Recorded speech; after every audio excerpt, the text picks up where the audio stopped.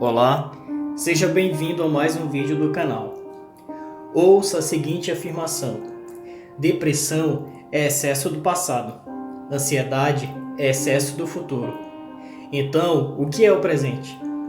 Em Filipenses 3:13, o apóstolo Paulo disse que havia algo que ele estava se esforçando para fazer: esquecer-se das coisas que ficaram para trás.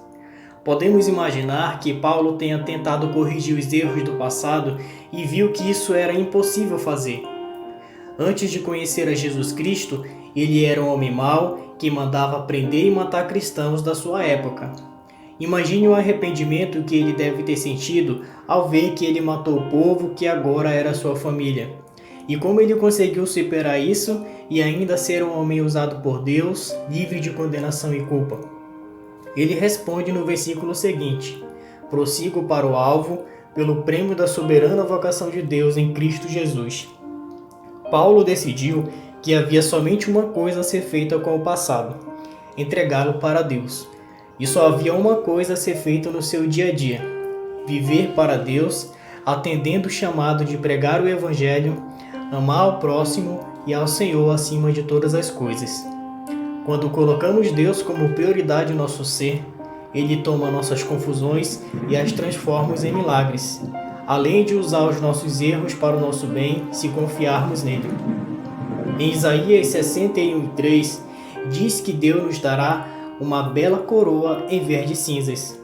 Mas infelizmente, o que temos visto nas igrejas são pessoas que querem manter suas cinzas do passado como um lembrete das suas falhas e defeitos. Não viva assim. Não seja um crente coitado. Você é filho de Deus, herdeiro com Cristo, e Ele te dá toda a capacitação para você não somente se levantar, como também para ajudar os outros a fazerem o mesmo. O mundo em que estamos vivendo está em crise, mas você pode estar em Cristo. Tudo depende da sua escolha. Se ficarmos arraigados nos erros que cometemos, deixaremos de ver as oportunidades do dia a dia. Deixaremos de sonhar e a vida se tornará terrível. Por isso, dê um passo hoje, amanhã dê outro, e logo você terá ido bem mais longe do que você imaginou. Muitas pessoas abandonaram a fé, a comunhão com os irmãos, e hoje sentem uma dificuldade enorme para voltar aos caminhos de Deus.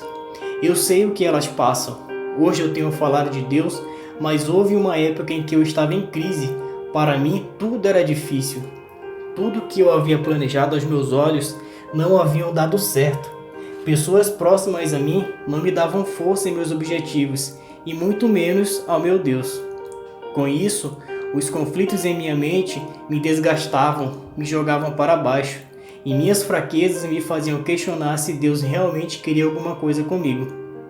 Mas eu busquei forças aonde não tinha.